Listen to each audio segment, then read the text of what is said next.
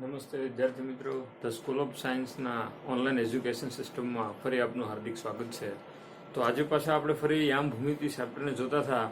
એમાં છેલ્લા લેક્ચરમાં જોયું ત્યારે અમુક એવી એક રિક્વાયરમેન્ટ હતી કે ભાઈ સ્ટાર્ટિંગમાં અવાજ નહોતો આવતો, તો એ જે અવાજ કપાણો એને ફરી આપણે જોઈ લઈએ. તમારી સામે એનું બોર્ડ લખેલું છે, એકવાર સમજાવું ફરી. ઓકે, યામ ભૂમિતિની શરૂઆત આપણે આવી કંઈક કરી હતી કે ભાઈ આપણે પહેલું શબ્દ પરિમાણને સમજતા હતા. પરિમાણ એટલે શું? તો કે ભાઈ બે પરિમાણને લઈ અને આપણે 9મા ધોરણમાં યામ ભૂમિતિ ભણવાનું છે.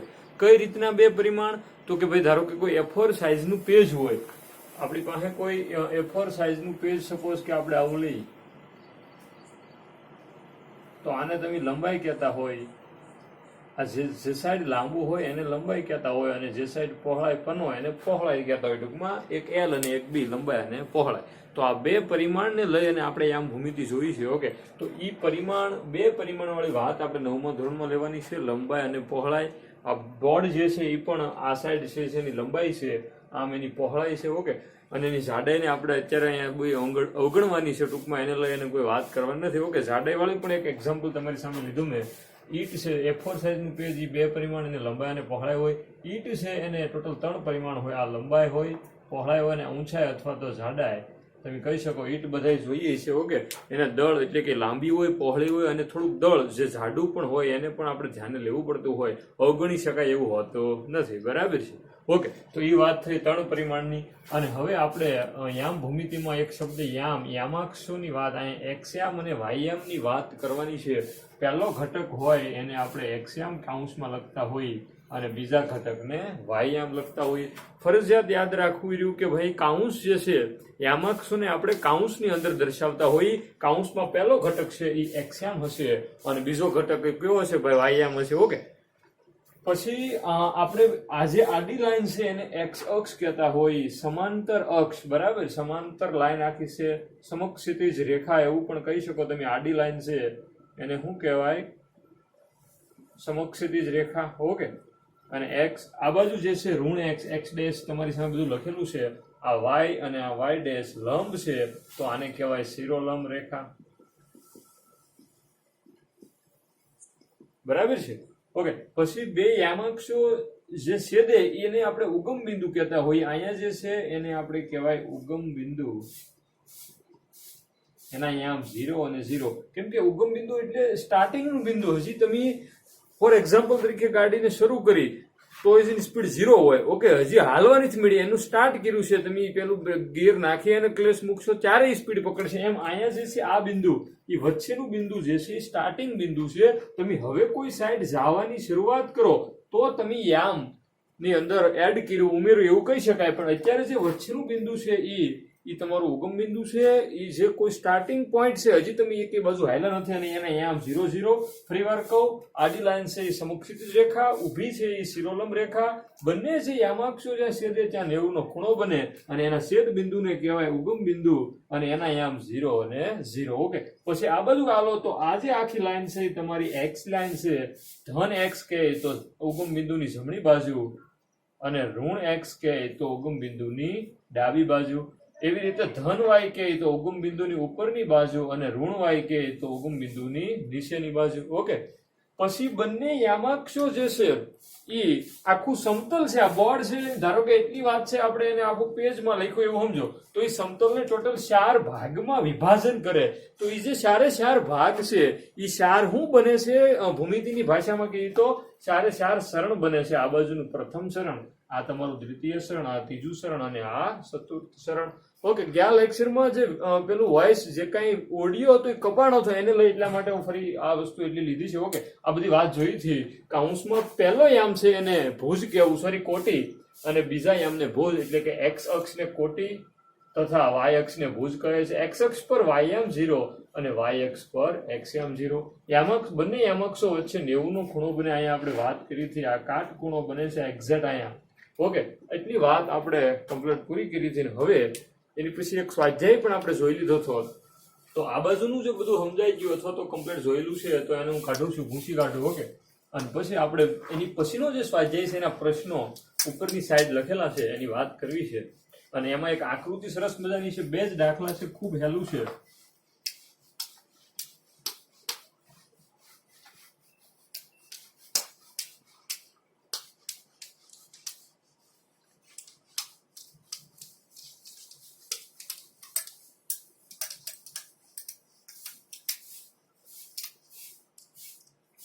ઓકે, હવે આપણે એની પછીનો સ્વાધ્યાય એટલે 3.2 સ્વાધ્યાય ખૂબ હેલી વસ્તુ છે.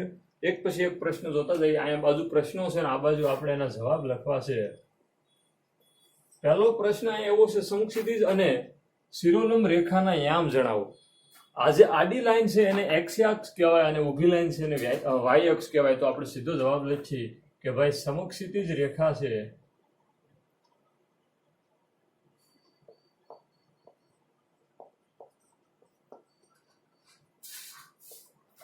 સમક્ષિતિજ રેખા ને એક્સ અક્ષ તથા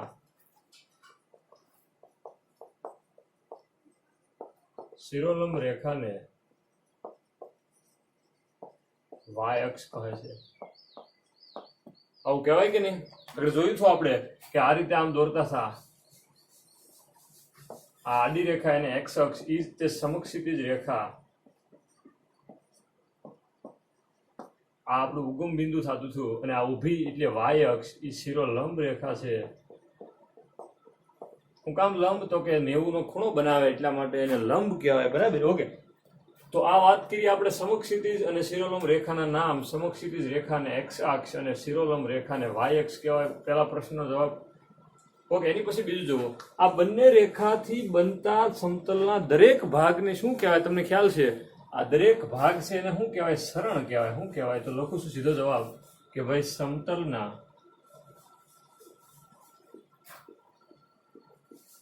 દરેક ભાગને સરણ કહે છે. ઓકે, 4 સરણમાં વિભાજન કરે બંને રેખા સમક્ષિતિજ અને શિરોલંબ. ઓકે, આવું કહી શકાય. એક્સ અક્ષ અને વાય અક્ષ સરણના 4 જે ભાગ કરે છે, સમતલના 4 ભાગ, એ દરેક ભાગને સરણ કહે છે. ઓકે, બહુ ઇમ્પોર્ટન્ટ છે, આ પરીક્ષામાં ઘણી વાર આવતું હોય. એની પછી આ બંને રેખા છેદે તે બિંદુનું નામ. આ બંને રેખા છેદે એ છેદ બિંદુને આપણે મિત્રો ઉગમ બિંદુ કહેતા હોય. શું કહેતા હોય? અને ઉગમ બિંદુના યામ શું હોય ભાઈ? 0 અને 0. તો આ ઉગમ બિંદુ. ઓકે, આ તમારા 3 પ્રશ્નો. અને એની પછીનો પ્રશ્ન એટલે આમાં હવે આના જે પ્રશ્નો છે તમારે પાઠ્યપુસ્તક લઈને બેઠવાનું છે. 3.2 સ્વાધ્યાય છે. એમાં આ જે આકૃતિ આપેલી છે એ આકૃતિ પછી કેટલાક પ્રશ્નોની ચર્ચા કરવાની છે. 7 પ્રશ્નો આ આકૃતિની નીચે આપેલા છે. 7 પ્રશ્નો હું બોલતો જાઉં છું અને એના જવાબની ચર્ચા પણ આપણે આ બાજુ કરતી જ આવી છે. ઓકે, તો એ એક પછી એક આપણે જોઈએ. ઓકે, પહેલો પ્રશ્ન આવો છે કે ભાઈ આ જે આકૃતિ દોરેલી છે એ આકૃતિની નીચે પહેલો જ પ્રશ્ન લખ્યો, બી અને સી ના યામ લખો. કયો પ્રશ્ન પહેલો છે? આને ભૂસી કાઢું છું. આમ તો તમને ખ્યાલ છે આ જે જવાબો લખ્યા એ જવાબોની કોઈ જરૂર નથી, અથવા તો અહીં નીચે લખી પછી મૂકતા જશું. ઓકે, પહેલો આકૃતિને રિલેટેડ પ્રશ્નોની વાત કરીએ અથવા તો થોડું આને ઉપર લખીએ.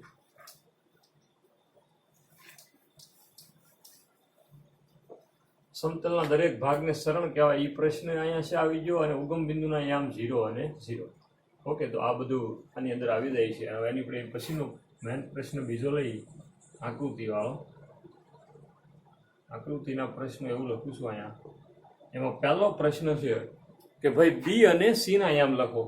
તો આ બી ના યામ અને સી ના આવી રીતે યામ લખવાના હોય કે ન ભાઈ? લખવાના હોય કે નહીં? ઓકે, હવે જોજો. બી ને ગોતો પેલા. ક્યાં છે? તો આ આપણું બી.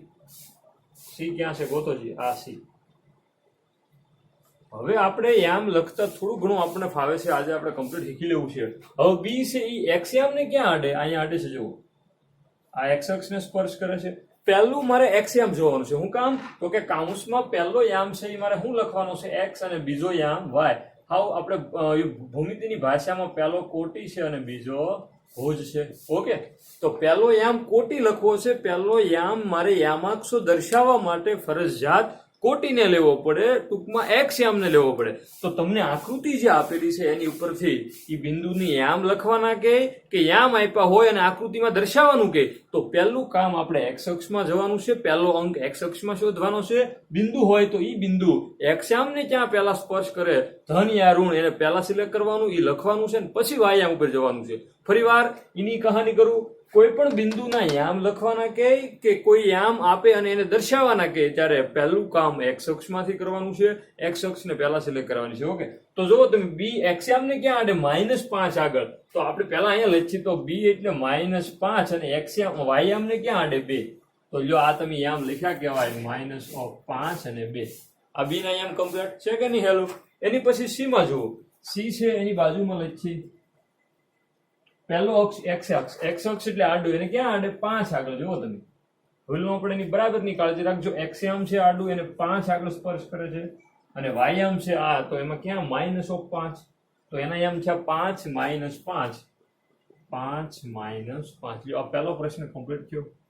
એની પછીનો બીજો પ્રશ્ન આવો કંઈક લખેલો, 2 અને -4. તમે પાઠ્યપુસ્તકમાં જોતા જાજો. 2 અને -4 દ્વારા દર્શાવતું બિંદુ લખો. કયું? 2 અને -4 દ્વારા. 2 -4 દ્વારા દર્શાવતું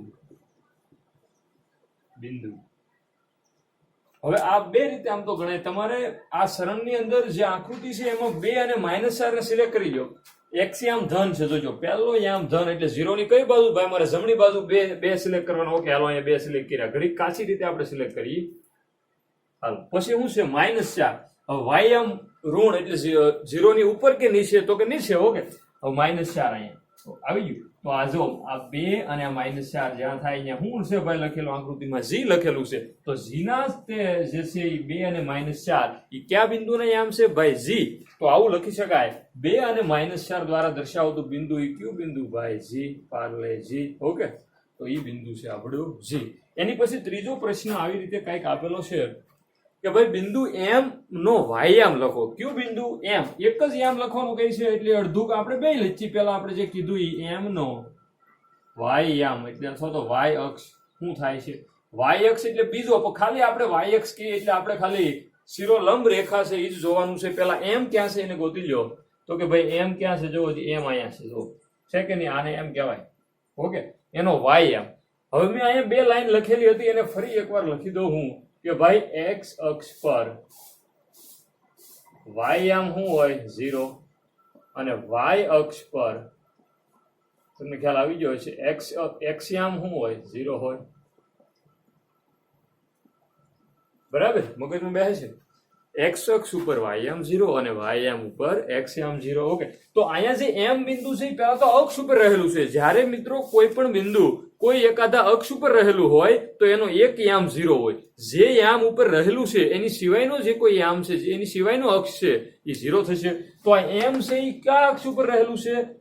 x અક્ષ ઉપર. પણ કેવો x અક્ષ? ઋણ x અક્ષ ઉપર રહેલું છે, તો એનો y યામ કેવો થશે? 0. કોઈ પણ અક્ષ ઉપર આપણે હાવ પર્ટિક્યુલર ફિક્સ કહેવા માટે એવું કહેતા હોય 0 ની જમણી બાજુ હોય તો ધન x અને ડાબી બાજુ તો ઋણ x. આ m બિંદુ x યામની ડાબી બાજુ છે, તો આ જે m છે એનો y યામ 0 થશે. ઓકે તો એનો આમાં પૂછો શું? તો m નો y યામ. તો m નો y યામ શું થાય ભાઈ? 0 થશે. લખી શકાય 0 થશે.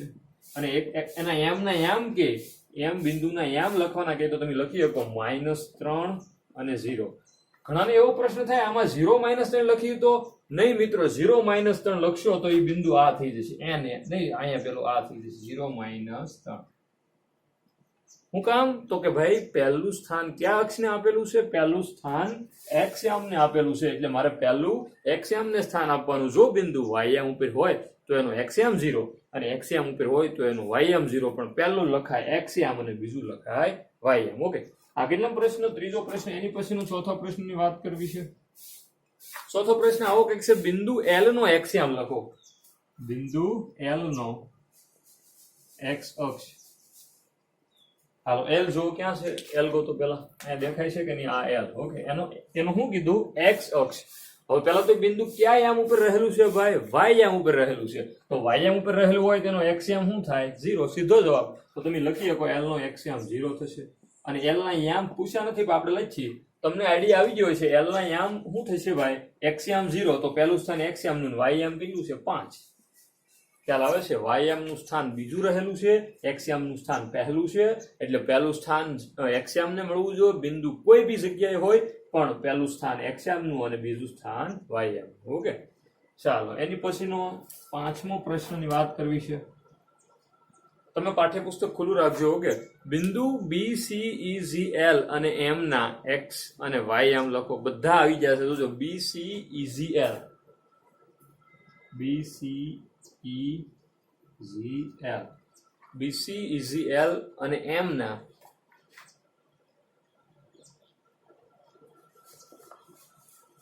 અને એલ ના એમ ના એક્સ અને વાય આમ લખો. તો આપણે બધાયના એક્સ અને વાય આમ લખવા હોય તો એક આપણે અહીંયા કોલમ બનાવી અને એમાં કમ્પ્લીટ લખી દઈએ. બરાબર, ખૂબ હેલું છે આ. તમને ખ્યાલ જ હશે કે ભાઈ ઋણ એક્સ એટલે એક્સ ડેશ છે.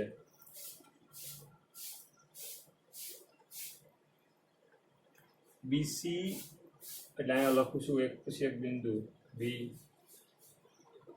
બી ના અહીંયા આવી જશે સી, ઈ, ઝી, એલ અને એમ. ઓકે, આના બધાને આપણે યામ લખવા છે. હાલો, પહેલો યામ એક્સ યામ. બી ગોતો. પેલા બી શું છે? -5 2. મોટા ભાગનું કામ કમ્પ્લીટ છે. સી જુઓ, સી 5 -5. તમારે કમ્પ્લીટ તમારી રીતે મોઢે લખો તો આવડે એવું છે. હવે ઈ ગોતો. ક્યાં છે ઈ? ઈ ફોર એલિફન્ટ અહીંયા. હાલો, ઈ નો એક્સિયમ ક્યાં? પહેલું એમ એક્સિયમ ને ક્યાં આડે? -3 અને વાયમ ને -5. તો સીધું લખું હવે -3 -5. ઓકે, એની પછી જી. જી ના ક્યાં છે? જો 2 -4 લખેલું છે. ગોતેલું હોય તો બીજી વાર જોવાની જરૂર નહીં, પણ આપણે યાદ હોવું જોઈએ કેમ એવું એની પર ખ્યાલ હોવો જોઈએ. ઓકે, હાલો એલ. એલ ક્યાં છે? જો એલ ના યામની આપણે ખબર છે, આપણે નહોતી જરૂર નહોતી તો એ લખ્યા, પણ આપણે કાંઈ હોય ત્યારે 0 5. જે કામ આપણને એવું લાગે એ આપણે એક્સ્ટ્રા કરતા જવું એટલે આપણને ઉપયોગી બને. એમ ના -3/0. ઓકે, હવે બસ આ કમ્પ્લીટ એક્સએમ અને વાયએમ. પહેલો છે એક્સએમ અને બીજો છે વાયએમ. ઓકે, એની પછીનો પ્રશ્ન, બી -5 2 અને ડી 6 2 હોય તો બીડી ની લંબાઈ કેટલી? જો બી અને ડી ની લંબાઈ કીધી. બી ક્યાં છે ગોતો પહેલા. અહીંયા બી છે અને ડી ક્યાં છે? અહીંયા ડી છે. ઓકે, ડી ના એમ શું કીધા આપણને? રકમમાં જોવાનું છે. 6 2 અને છે 6 2. એક્સએમ 6 અને વાયએમ 2. તો શું કીધું? બીડી ની લંબાઈ. આ બી થી ડી ની લંબાઈ. આ એક લંબાઈ વાળો પ્રશ્ન છે. એનું કાયદેસર અંતર કીધું કહેવાય. અંતર સૂત્રની મદદથી આવશે.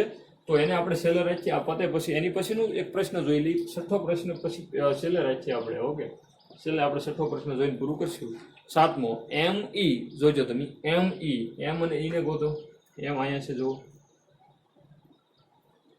આ એમ અને ઈ ક્યાં છે ગોતો. આ ઈ. આ આખી રેખાખંડની વાત છે. રેખાખંડ ઓફ એમ ઈ એવું કહે છે. 7મો પ્રશ્ન અહીંયા લખું છું સાઈડમાં.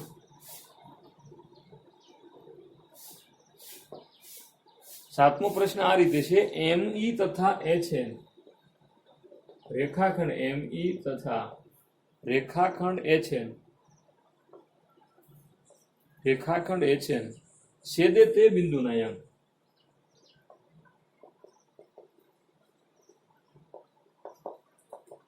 હવે આ બે રેખાખંડ એકબીજાને છેદે છે તો એનું ઇન્ટરસેક્શન પોઈન્ટ આપણી પાસે માંગ્યું. તો પહેલા ગોતી લઈ. એમ ઈ ક્યાં છે? તો કે આ આપણું એમ ઈ. ઓકે, એની પછી એચ એન. એચ એન ક્યાં છે? તો કે આ એચ એન. જુઓ, ખ્યાલ આવે છે? આ છે એમ ઈ અને આ છે એચ એન. એટલે કે બિંદુ છે ઈ એનું છેદ બિંદુ છે. હવે કે ના યામ લખવા છે. કે છે એક્સએમ ને ક્યાં આડે? ભાઈ -3 આગળ.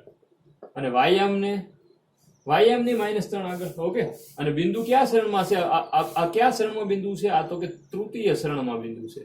તો તૃતીય શરણના યામ શું હોય? 0 0 સોરી માઇનસ બંને ઋણ હોય. આમાં બંને પ્લસ હોય. તમે જુઓ આમાં બંને પ્લસ આવે છે. ઓકે, આનું -+ હોય. આ કયું શરણ છે? બીજું શરણ છે ભાઈ. તો બીજું શરણ હોય તો એના જે પેલું શું કહેવાય, એની નિશાની કેવી હોય? -+. આ ત્રીજું અને ચોથા શરણમાં છેલ્લો યામ જ ઋણ હોય. જો આ એક જ યામ ઋણ. આમાં જો બાકી ધન.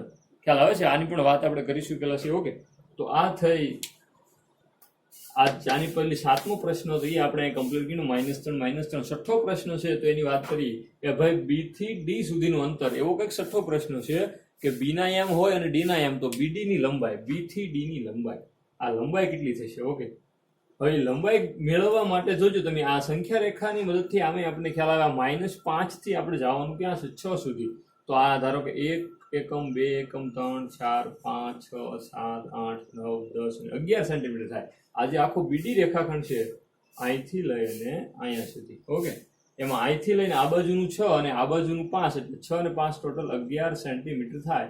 જો અંતરસૂત્ર ન મૂકીને ગણ્યું હોય તો ઓકે, તો આની લંબાઈ એનું અંતર પૂછે તો અંતરસૂત્ર વાપરવું પડે. તો બીડી નું ખાલી આપણને માપ જ પૂછ્યું છે. બીડી કેટલું થાય? તો બીડી કેટલું થાય 11 સેન્ટીમીટર. ઓકે, તો આજે તમારો હતો આ 7મો પ્રશ્ન હતો કે બીડી ની લંબાઈ તો 11 સેન્ટીમીટર. તમારે શું કામ કરવાનું છે, આજનું હોમવર્ક શું છે, તો આજનું હોમવર્ક 3.2 સ્વાધ્યાય છે એને કમ્પ્લીટ પાકી બુકમાં લખવાનું છે. પેન્સિલની મદદથી આ મેં અહીંયા દોરેલું છે એ રીતે તમારે એક્ઝેક્ટ સરખું માપ લઈ અને આકૃતિ દોરવાની છે. બધું કામ મોઢે કરવાનું છે. આ ટોટલી યામ દર્શાવતા શીખવાનું છે. ઓકે, અને હવે પછી ફરી મળીએ ત્યારે આની પછીનો સ્વાધ્યાય અને 1 કે 2 લેક્ચરમાં આપણે આ ચેપ્ટરને પણ કમ્પ્લીટ પૂરું કરશું. ઓકે, તો આજનું હોમવર્ક 3.2 સ્વાધ્યાય કમ્પ્લીટ લખવાનું છે અને લગભગ 20 તારીખે આપણે જો મળવાનું થાય તો પછી ફરી આપણે પાછા લાઈવની અંદર વાત કરશું. ઓકે, તો આજના દિવસે 3.2 સ્વાધ્યાયને આપણે કન્ટિન્યુ રાખશું અને એને પાકી બુકમાં લખશું.